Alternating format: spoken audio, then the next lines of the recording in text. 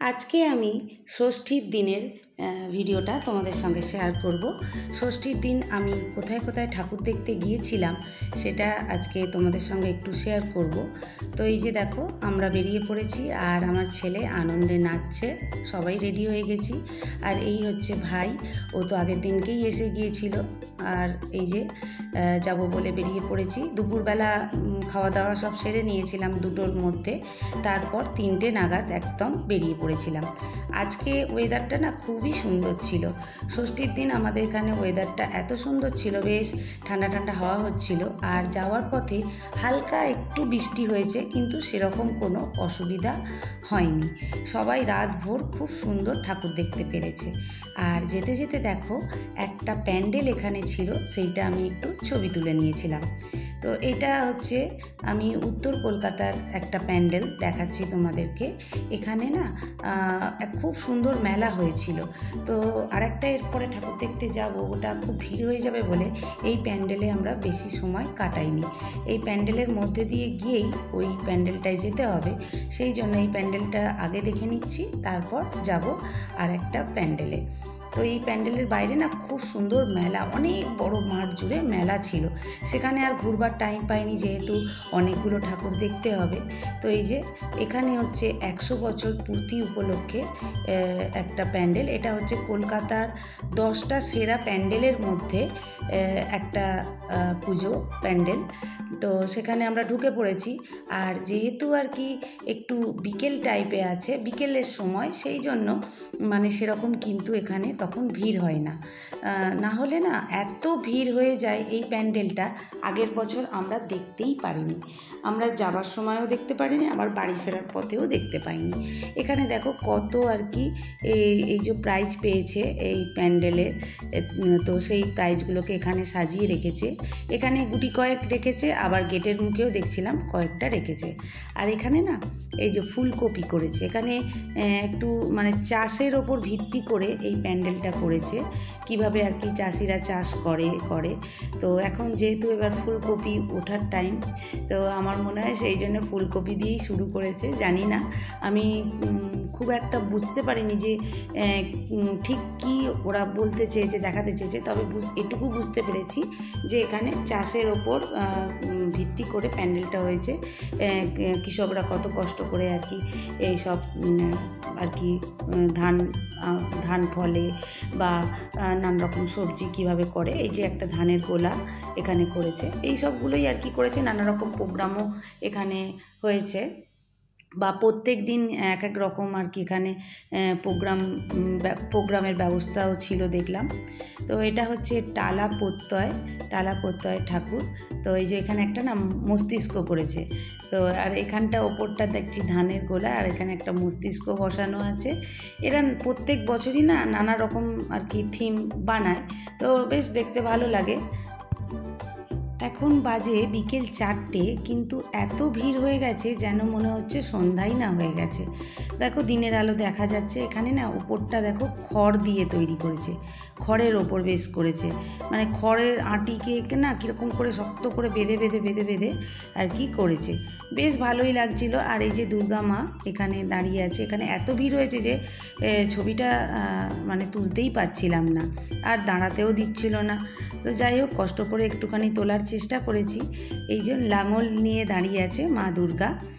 Hello everyone, আমি Tanima daily লাইফে সবাইকে স্বাগত। আশা করি আমার দেশ ও দেশের বাইরে সকল দর্শক বন্ধুরা ভালো আছো, সুস্থ আছো। আর আজকের আমি ব্লগ ভিডিওটা নিয়ে তোমাদের সামনে চলে এসেছি। আশা করি তোমরা শেষ পর্যন্ত আমার সাথে থাকবে। তো তারপর ওইখান থেকে বেরিয়ে আর একটা পুজো প্যান্ডেল, অর্জুনপুর পুজো প্যান্ডেলে চলে এসেছিলাম।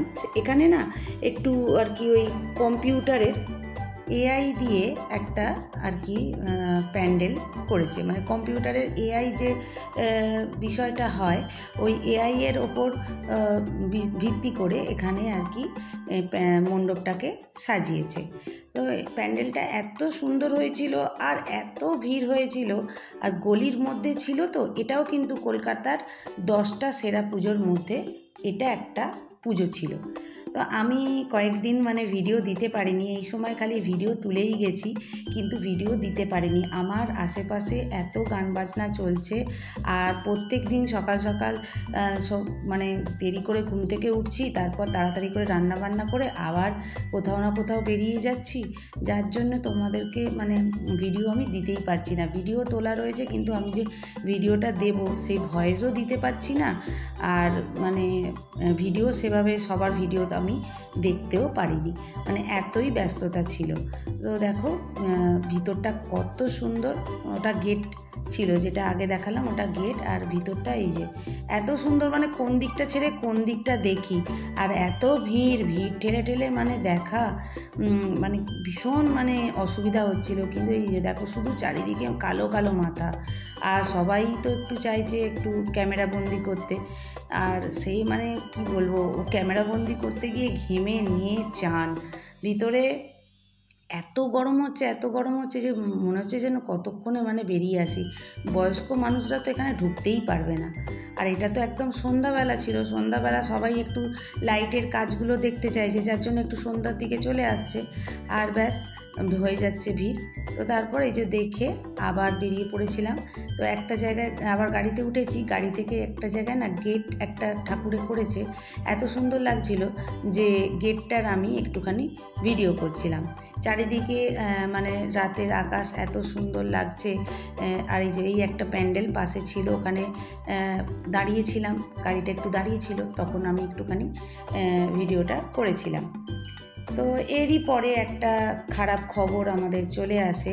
আমার হাজব্যান্ডের পিসুমণি কিছুদিন আগে আমরা দেখতে গিয়েছিলাম, উনি মারা যান।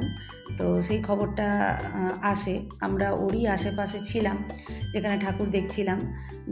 তো আমরা শুনে আমরা যাব ঠিক করেছিলাম, কিন্তু শেষ মুহূর্তে আর কি যাওয়া হয়ে ওঠেনি। কেন কি ওখানে এত ভিড়, দিদি বলল তোরা আজকে আসিস না, কারণ এত ভিড়, এখানে তোরা গাড়িও রাখতে পারবি না, আর ভিড় ঠেলে ভিতরে আসতেও পারবি না। তো তারপরে কি হয় কি, আমার হাজব্যান্ডের মন তো খারাপ হয়ে যায়। তো সেই জন্য আমরা আর বিশেষ কিছু ঠাকুর দেখিনি সেই দিন। তারপর বাড়ি চলে এসেছিলাম। বাড়িতে এখানে আর কি আমাদের এখানে গার্ডেন রিচে এই ঠাকুরগুলো হয়েছিল বাড়ির কাছাকাছি, তো সেই ঠাকুরগুলোকেই একটুখানি দেখে নিয়েছিলাম বাড়ি ফেরার পথে। তো এইটা হচ্ছে এখানে হচ্ছে বিয়ে বাড়ি করেছিল, এটাই হচ্ছে লাস্ট ঠাকুর দেখেছিলাম এখানে আর কি। যে একটা বিয়ের যে খেতে বসা, মানে তারপর বাঙালি যে বিয়ে হয় সেই অনুষ্ঠানটা আর কি এখানে তুলে ধরা হয়েছে। এই যে সব পংক্তি করে দিয়েছে, এখানে টেবিল চেয়ার পেতে দিয়েছে, সবাই যেন বিয়ে বাড়িতে খেতে বসেছে। আর ভিতরে দেখাচ্ছে আর কি মালা বদল হচ্ছে, পুরোহিত মন্ত্র পড়ছে, সেইটা আর কি এখানে তুলে ধরেছে। তো এই থিমটাও এখানে আমাদের এখানে হয়েছিল, এটা আমাদের বাড়ির একদম পাশেই বলতে পারো। তো খুবই ভালো ছিল, দেখেছি, খুব ভালো লেগেছে। যাই হোক, আজকের ভিডিওটা আমি এখানেই শেষ করছি। আশা করি তোমাদের ভালো লেগেছে। যদি ভালো লেগে থাকে আমার ভিডিওটা অবশ্যই যারা নতুন আছো সাবস্ক্রাইব করে পাশে থেকো, আর পুরনো বন্ধুরা তোমরা যেভাবে আমাকে সাপোর্ট করছো তোমরা সেভাবে আমাকে সাপোর্ট করে আমার পাশে থেকো।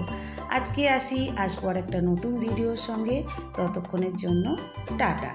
তো দেখো এই যে কি সুন্দর এখানে এই যে বরকনে সাজিয়েছে, এখানে পুরোহিত এই যে দাঁড়িয়ে দেখো মন্ত্র পাঠ করছে, মালা বদল হবে বলে বরকনে দাঁড়িয়ে রয়েছে এখানে মেয়ের বাবা, আর তারই পিছন দিকে মা দুর্গা।